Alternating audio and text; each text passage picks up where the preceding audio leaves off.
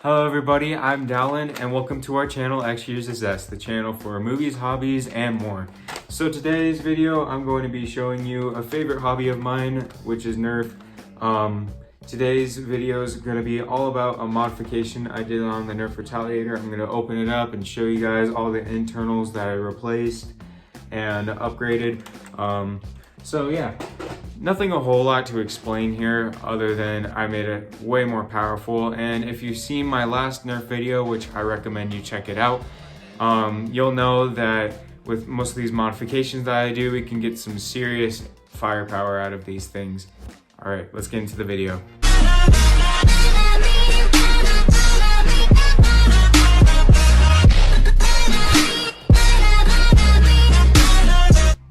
Okay, so something I realized I didn't do last video was kind of explain what makes the specific blaster special. So the last video I did the Nerf Chronos, and this one is a rival blaster. If you haven't checked out that video, I highly recommend doing it just so you can get a feel of what Nerf mods are.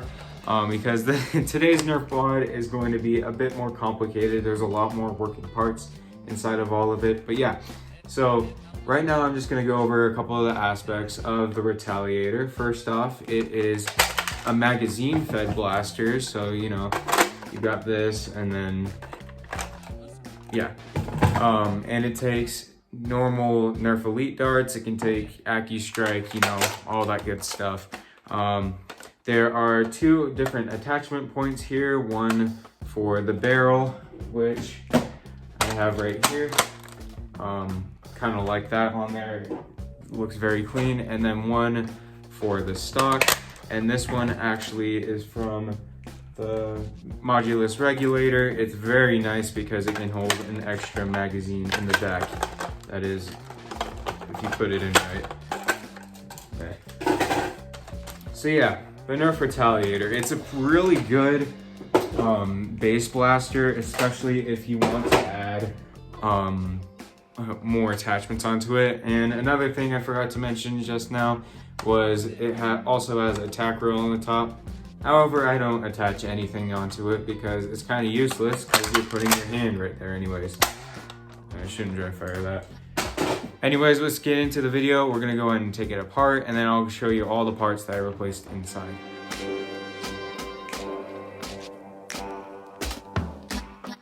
Okay, so now that we cracked open our blaster, there's a couple of things that you may notice if you end up modifying this blaster for yourself. Here I've replaced the breech, the catch, and the spring, and I'll talk about all these in that order. So the breech here, the reason I replaced that, you'll notice that if you cracked open the blaster yourself, this is the breech that actually came with the stock blaster, and it has a little venting slit kind of right there. You actually end up losing a whole lot of power because a lot of that air is being vented out. So replacing the breech fixes that problem. Get a whole lot more power deliverance. Plus, I just like the transparent blue a whole lot more. It looks very clean. So next thing I replaced was the catch.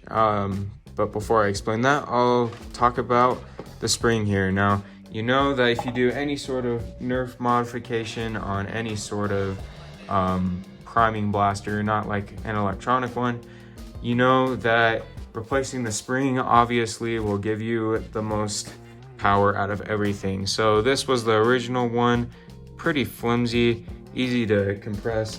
This one, I believe, was a 7 kilogram, quite strong actually.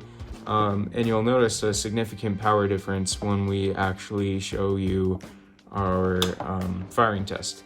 So the thing about this blaster as well is once you replace the spring, you are left with a flimsy plastic catch. Now the catch is probably one of the most important parts inside of a priming Nerf blaster.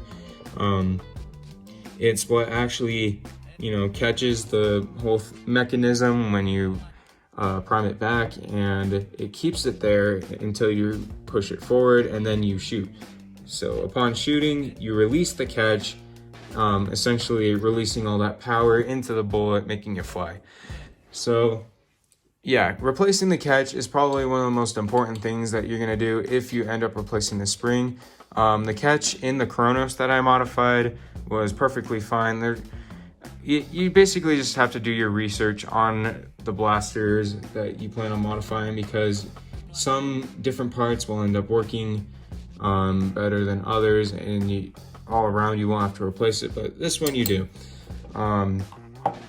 And then finally, the last things that I actually removed were 2 locks that actually went right here. They're little white locks. I'll pull them up. So they're gonna look like that if you end up taking them out, and I'll explain why I took mine out in just a little bit. It actually helps a whole lot to, I guess, not really dry fire the blaster, which you definitely don't want to dry fire a blaster with this much power with that kind of spring. So yeah, not a whole lot to explain here other than a couple of replaced parts.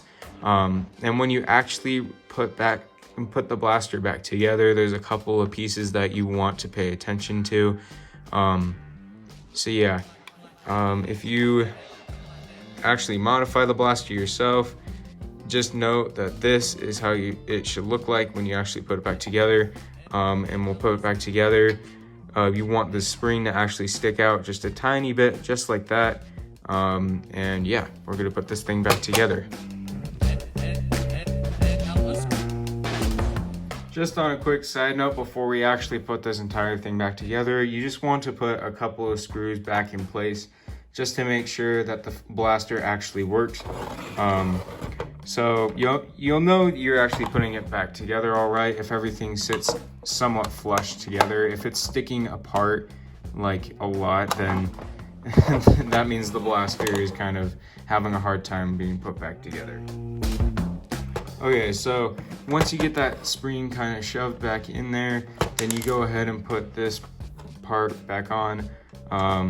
And just screw the rest of it all back together. Okay, so with all of my modification tests, I just like to do a quick accuracy test.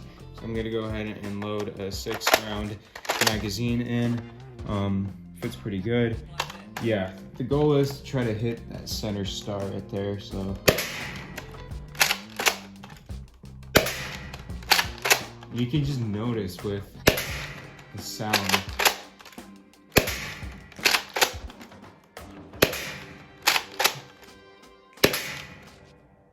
1, 2, 3, 4, 5, 6. Okay, so now I'm gonna demonstrate why I actually took out those locks. So normally with a gun that you just modified with such a powerful spring, you don't want to dry fire it. So let's just say theoretically you're actually done playing with the blaster. So you're taking out your magazine, putting it off to the side, you know. Now you're stuck with this. And so you normally with the gun, you just push it forward and shoot. You don't want to do that with this one, however. So upon taking out those locks, you can actually press the trigger and this thing will slam forward. Now, you don't want to do it without holding on, or else that'll break the blaster. So pros and cons, I guess, but it really helps so you don't essentially dry fire the thing and just slam the thing. So holding on to the priming handle and then pulling the trigger, and then it's not going to shoot. So yeah, pretty good. All right, so now this test is just going to see how far to actually shoot with this new modification. And really that's the ultimate deciding factor here, is you just want to get as much range out of a Nerf blaster as possible. So again, I have the 6-round magazine inside of it. I'm gonna go and fire. Dang, that actually shoots pretty good.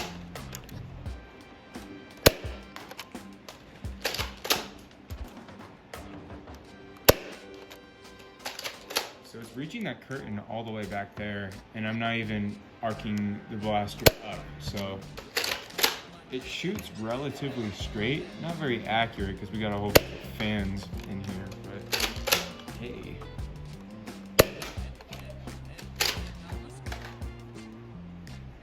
All right, and that's our last round. So yeah, once again, just took out those locks just so you don't dry fire it. But yeah, pretty good range out of this thing.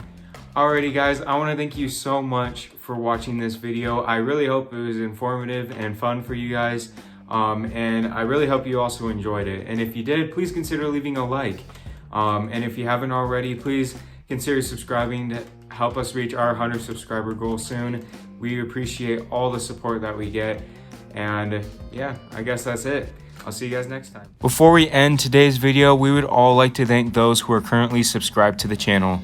We greatly appreciate all the support we get, and it really helps us continue to make videos. We are so close to reaching our goal of 100 subscribers. And if you aren't subscribed to our channel yet, please consider subscribing to help us out. Thank you all so much.